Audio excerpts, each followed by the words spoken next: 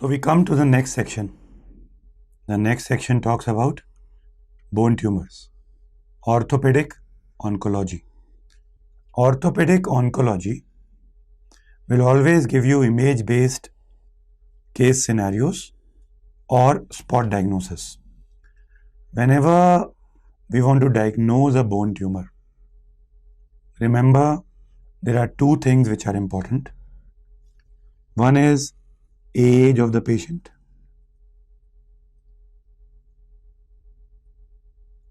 Second is part of the bone affected. When we look at the part, because that's more significant, we have done this. Metaphysis happens to be the most common area where infections and tumors occur. And if you have to choose one tumor in the metaphysis, the king is osteosarcoma. Whereas in diaphysis, we will love to remember Ewing's sarcoma. We must also remember osteoid osteoma. We must also remember adamantinoma. So these are three tumors that one should remember in the diaphysis. When we come to epiphysis, in epiphysis, remember this golden point. It's chondroblastoma, which is the number one tumor, followed by giant cell tumor. Many people, they remember opposite. Remember it's chondroblastoma more than the giant cell tumor. Also, if they say epiphysis with calcification, in that scenario, remember your answer will be absolutely chondroblastoma. This is about the part of the bone. In the body, there are some areas that one should remember, like upper end of humerus,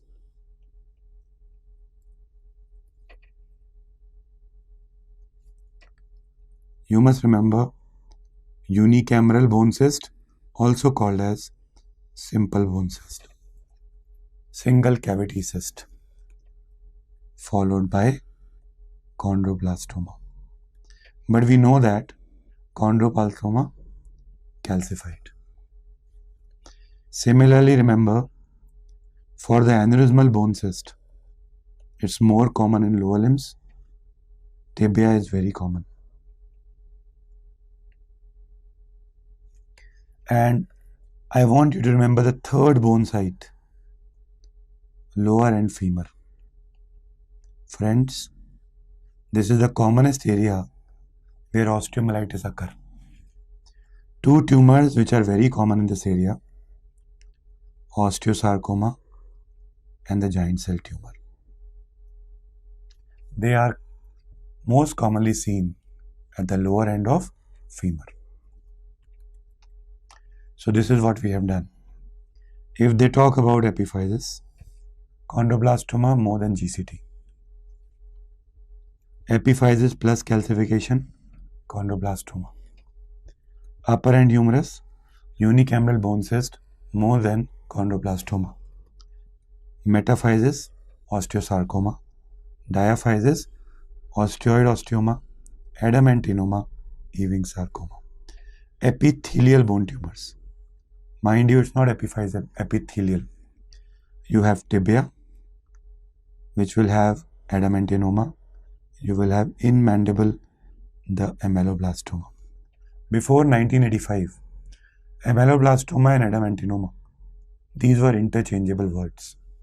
But hence, it has been said that the epithelial tumor of tibia is adamantinoma and the epithelial tumor of mandible is ameloblastoma.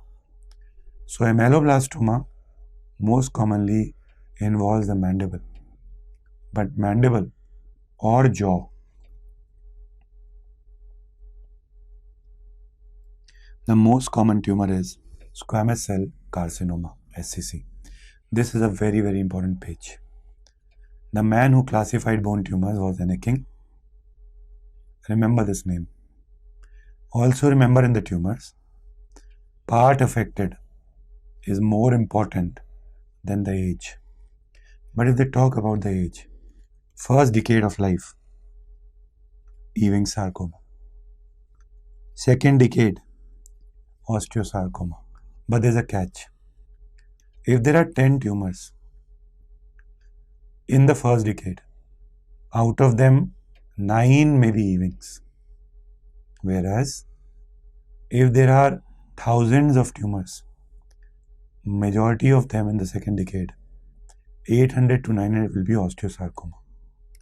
But if we just look at Ewings, although Ewings is the most common tumor of first decade, but you will see more number of cases of Ewings in the second decade. So Ewing sarcoma, second decade more than the first. After skeletal maturity, they say this age group is 20 to 40, mean age 30. We talk about giant cell tumor. And after 40, this is the most common age for the tumors. You have metastasis followed by multiple myeloma. Multiple myeloma happens to be the number 1 primary bone tumor. Metastasis is the number 1 bone tumor. Metastasis to the bone usually come from the breast, prostate, followed by the lungs. In children, the metastases are rare because they occur after 40. But if they occur, they will be from neuroblastomas. This is an example where adamantinoma involves the tibia. Remember this image, very important. Polyostotic lesions means involving multiple bones. So when we talk about polyostotic lesions or the tumors involving the multiple bones, we must remember first names. Number 1, exostosis.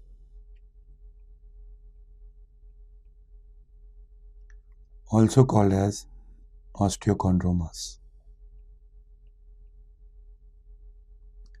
Number 2, fibrous dysplasia.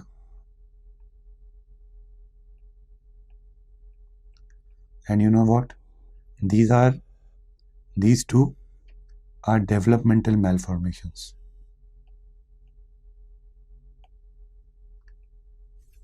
They are growth abnormalities. Number 3, enchondromas.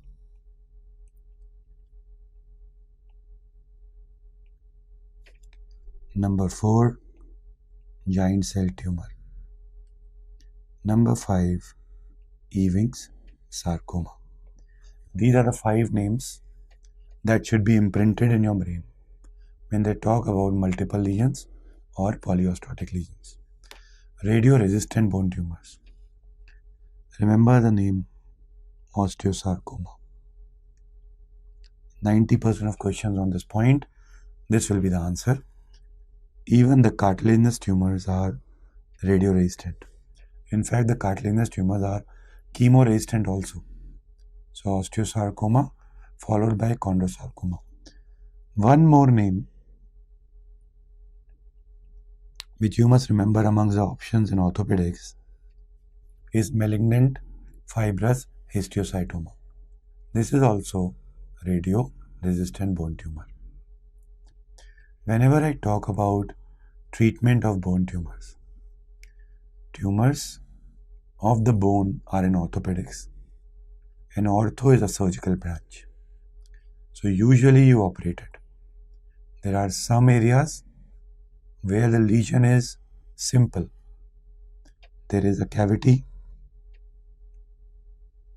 with the content inside. You open it and you clean it. This is called as curettage. simple curettage, open and cleaning, also called as dry mopping. In Hindi, it's called as jhadu lagana. But sometimes the tumor particles are sticking to the walls. When they are sticking to the walls, it is important to remove this component. That is why in such cases, dry mopping should be coupled with wet mopping. This is called as jhadu plus pocha, also called as extended curettage. Most common chemical used for extended curettage, phenol. You use phenyl at home for wet mopping, so phenol. Best chemical, liquid nitrogen. What do you mean by best? Best means decreases the chances of reoccurrence. The tumor does not come back. Success rate is calculated when you remove the entire tumor and you decrease the chances of reoccurrence. When you are doing the other surgical procedures, you can remove the tumor right from the center, intracapsular excision.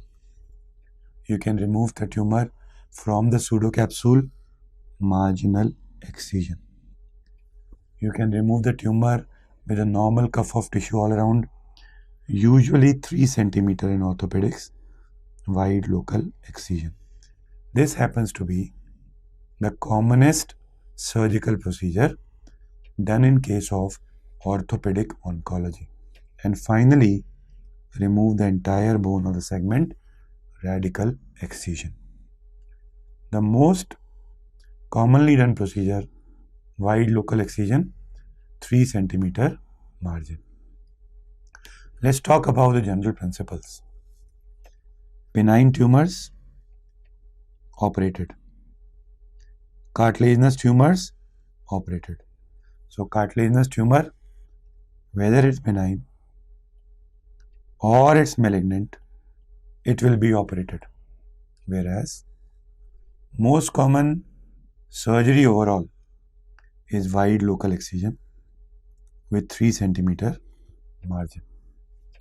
Cystic lesions, you do curettage, like uni means single, cameral means kamra or cavity, bone cyst, also called as solitary bone cyst, also called as simple bone cyst. Whereas when you apply a chemical along with it, extended curettage. Most common chemical, phenol. Best chemical, liquid nitrogen. Four conditions in which you do it: aneurysmal bone cyst, chondroblastoma, giant cell tumor, and chondroma. These are 4 conditions where you do extended curettage. Malignant tumors, you will give chemotherapy before the surgery, followed by surgery with 3 cm margin, followed by adjuvant chemotherapy. Adjuvant A, after. So A for after, A for adjuvant. And then remember the golden classical teaching. A tumor that melts like snow with radiotherapy is called as Ewing's. Most radiosensitive tumor known to mankind. But there's something I want to tell you. Both Ewing's and osteosarcoma, they peak in the second decade. Both Ewing's and osteosarcoma, they present like osteomyelitis. Both Ewing's and osteosarcoma, most common bone involved is femur. The only difference, osteosarcoma will involve the metaphysis, Ewing sarcoma will involve the diaphysis. And the last thing, both tumors. Although Ewing's is the most radiosensitive bone tumor, but the last thing, both tumors are treated by neoadjuvant chemotherapy followed by surgery, followed by adjuvant chemotherapy. So both are treated by the same principle.